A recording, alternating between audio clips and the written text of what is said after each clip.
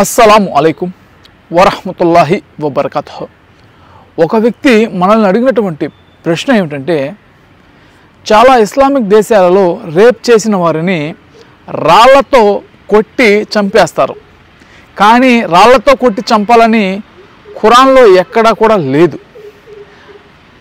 అయితే రేప్ చేసిన వాళ్ళకి ఎటువంటి శిక్ష అనేది విధించాలి, ఖురాన్ ప్రకారం తెలియచేయండి అని ఈ యొక్క వ్యక్తి మనల్ని అడిగినటువంటి ప్రశ్న అయితే చాలా చాలా చాలా మంచి ప్రశ్న.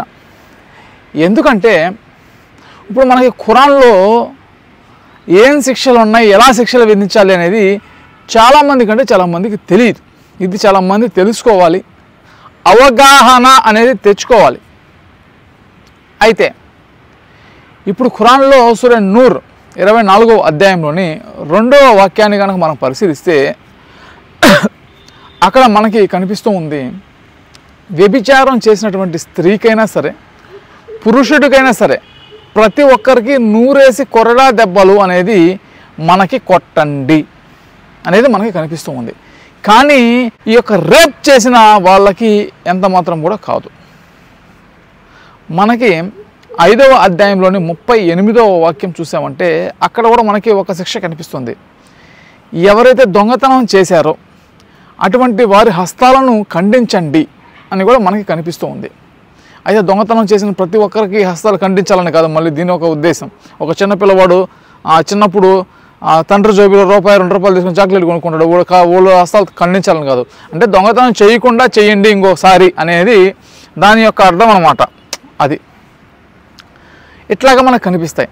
అయితే ఇంకొక వాక్యం కూడా మనం బాగా పరిశీలిస్తే బాగా కనిపిస్తుంది. ఇటువంటి రేప్ చేసిన వారికి, చంపేసినటువంటి వారికి, ముక్కు కోసేవారికి, కన్నును పొడిచేవారికి, చెవును కోసేటటువంటి వారికి, ఎవరైతే అప్పును తీసుకొని అప్పు ఇవ్వకుండా ఉంటారో అటువంటి వారికి, ఇటువంటి వారన్నిటికీ కూడా ఒక వాక్యాన్ని దేవుడు అవతరింపజేశాడు. ఖురాన్ గ్రంథంలోనే 5వ అధ్యాయం 45వ వాక్యాన్ని కనుక మీరు చూస్తే అక్కడ మనకి స్పష్టంగా ఉంటుంది. ఏముంటుందంటే, ఎవరైతే ప్రాణాన్ని తీశారో ప్రాణానికి బదులు ప్రాణము, కన్నుకు బదులు కన్ను, ముక్కుకు బదులు ముక్కు, ఈ యొక్క ప్రతీకారం అనేది సమానంగా ఉండాలి. ఒకవేళ ఎవరైనా క్షమాభిక్ష పెడితే అది కూడా దేవుడు యాక్సెప్ట్ చేస్తాడు, కానీ దుర్మార్గంగా తీర్పు అనేది చెప్పకండి, గ్రంథం ప్రకారంగా తీర్పు అనేది చెప్పండి అనేది అద్భుతమైనటువంటి వాక్యం మనకి కనిపిస్తూ ఉంది అక్కడ. అంటే దాని యొక్క అర్థం ఏమిటో మనం స్పష్టంగా తెలుసుకోవాలి. ప్రాణానికి బదులు ప్రాణము. ఒక వ్యక్తిని చంపాడు, అతను ప్రాణం తీయడం. ఒక వ్యక్తి ముక్కు కోసాడు, వాడు ముక్కు కూడా మనం కోయడం. నలుగురిలో మనల్ని ఒకడు కొట్టాడు, మనం కూడా నలుగురిలో మనల్ని ఆగిపెట్టి కొట్టడం. ఒకడు మనకు అప్పు ఇచ్చాడు, మనం మళ్ళీ అదే సమానం, వాడు ఎంత అప్పు ఇచ్చాడో అంత సమానంగా వాడికి తిరిగి ఇచ్చేసేయాలి. లేకపోతే వాడికి ఏమైనా కొంచెం దానివల్ల నష్టపోయిన నష్టాన్ని కూడా పరిహారం కూడా మనం ఇవ్వాలన్నమాట. అట్లాగే ఈ రేప్ చేసినటువంటి వారు కూడా వీళ్ళు మోటివ్ తెలుసుకోవాలి. అక్కడ దేవుడు చెప్పాడు కదా, సరి సమానంగా ఉండాలి. ఇప్పుడు మనకు భారతదేశంలో కొన్ని రకాల చట్టాలు ఉన్నాయి. ఒక వ్యక్తి ఇంకొకరిని చంపాడు అనుకోండి, అతనికి ఉరిశిక్ష వేయవచ్చు, లేకపోతే ఒక 10-14 సంవత్సరాలు జైలు శిక్ష వేయవచ్చు. ఇట్లాగనమాట. ఎందుకంటే అతను మోటివ్ చూస్తారు. అతను ఆవేశంగా అతన్ని చంపేశాడా, వ్యక్తిగత కక్ష పెట్టుకొని చంపేశాడా, లేకపోతే డబ్బులు తీసుకొని ఒక ప్లాన్ ప్రకారం చంపేశాడా. ఇది చాలా పెద్ద తప్పు. ఒక వ్యక్తి దగ్గర సుపారీ తీసుకొని డబ్బులు తీసుకొని హత్య చేయడం అనేది చట్టం దృష్టిలో చాలా తప్పు. అటువంటి వరకు మరణశిక్ష విధిస్తారనమాట. ఈ విధంగా అక్కడ దేవుడు చెప్పేది ఏంటంటే, సరి సమానంగా చూడండి.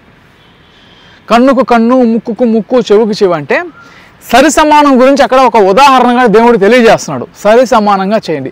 ఇప్పుడు ఒక వ్యక్తి రేప్ చేశాడు, రేప్ చేసిన వారికి రాళ్ళు తీసుకొని పట కొట్టి చంపేయండి అని చెప్పి మనకి ఎక్కడా కూడా ఖురాన్లో కనిపించదు. ఎందుకంటే అది తప్పు, రాంగ్. కానీ చాలామంది కొన్ని రకాల హదీసుల కారణంగా ఈ విధంగా రాళ్ళు తీసుకొని కొట్టి వేసేస్తారు అతన్ని. అది చాలా తప్పు.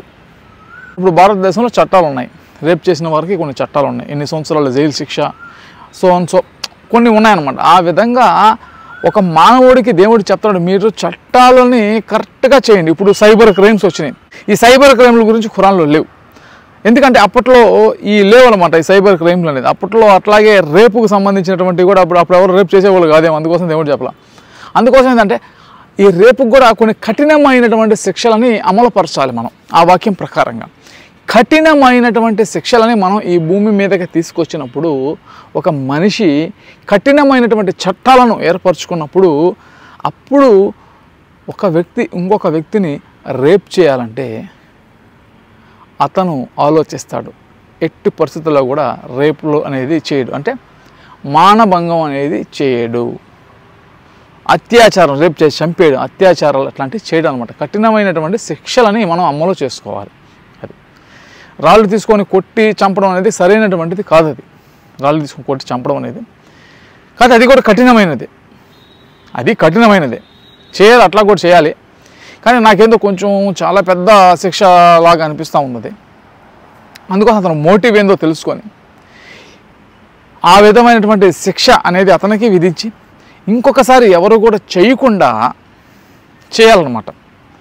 భారతదేశంలో ఎంతోమంది చిన్నపిల్లల్ని, పెద్దవారిని రేప్ చేశారు. కానీ ఎన్ని శిక్షలు ఉన్నా కానీ ఆ యొక్క రేపులు అనేది ఆగటం లేదు. ఎందుకంటే మన చట్టాలు అనేది అంత కఠినంగా లేవు. చట్టాలకి ఎవరు కూడా భయపడటం లేదు. చట్టాలను ఎవరు కూడా గౌరవించటం లేదు. ఇది చాలా బాధాకరమైనటువంటి విషయం. ఎందుకోసం ఏంటంటే ప్రతి ఒక్కరికి కూడా చట్టాల మీద అవగాహన తేవాలి, శిక్షల మీద అవగాహన అనేది తేవాలి. శిక్షని రుచి చూసేటటువంటి వారిని కూడా మనం కంటితో వాళ్ళకి చూపించి భయం క్రియేట్ చేసి మీ జీవితం ఎంత అందమైనది, ఈ విధమైనటువంటి పనులు చేస్తే మీ జీవితం అనేది ఎలా నాశనం అయిపోతుంది అనేది కూడా మనం వాళ్ళకి అవగాహన అనేది తెప్పిస్తే ఇంకొకసారి జరగకుండా కానీ చూసుకుంటే ఇది నిజమైనటువంటి సక్సెస్, విజయం అనేది ఇది. కాకపోతే చాలామందికి ఇది తెలియదు. అయితే ఏదేమైనప్పటికీ కూడా ఈ వ్యక్తి అడిగినటువంటి ప్రశ్నకి సమాధానం ఏంటంటే 5వ అధ్యాయం 45వ వాక్యంలో ప్రాణానికి ప్రాణం, కన్నుకు కన్ను, ముక్కుకు ముక్కు, చెవికి చెవి అని దేవుడు స్పష్టంగా చెప్పాడు. కాబట్టి సరి సమానంగా ఉండాలి. కాబట్టి ఇతను రేప్ చేసినటువంటి వారికి మనం ఏంటంటే చట్టాలను అదే విధంగా సరి సమానంగా అవతల వ్యక్తి ఎంత బాధపడ్డారో ఇతను కూడా అంత బాధపడేలాగా చట్టాలని చేయడం అనేది చాలా చాలా ముఖ్యము. చట్టాలను చేసుకోమని దేవుడు అక్కడ చెబుతూ ఉన్నాడు. ఆ వాక్యం ప్రకారంగా మిమ్మల్ని మీరు చట్టాలను చేసుకోండి, సరి సమానంగా చేసుకోండి అని అక్కడ దేవుడు చెప్తూ ఉన్నాడు. ఇది ఖురాన్ ప్రకారంగా మనం సమాధానం చెప్పుకోవాలంటే, అంటే ఎవరైనా ఇప్పుడు రేప్ చేసి చంపేశాడు, ఈ వ్యక్తి కూడా చనిపోవాలి. లేదు రేప్ చేశాడు, ఆవేశంతో చేశాడు, ఇదిగో ఎన్ని సంవత్సరాలు ఇతను జైల్లో పెట్టడం, ఎట్లాగనమాట.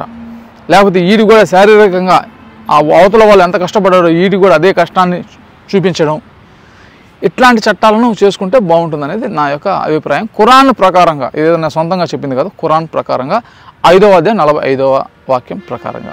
అయితే మీరు అడిగిన ప్రశ్న కూడా సమాధానం లభించిందని నేను ఆశిస్తూ ఉన్నాను. మీకు కూడా ఇస్లాంకు సంబంధించినటువంటి ఎటువంటి సందేహాలు ఉన్నా సరే ఇక్కడ కనిపిస్తున్నటువంటి 8185038386 ఈ యొక్క వాట్సాప్ నెంబర్కి మెసేజ్ పంపిస్తే మీకు సమాధానం చెప్పడం అనేది జరుగుతుంది.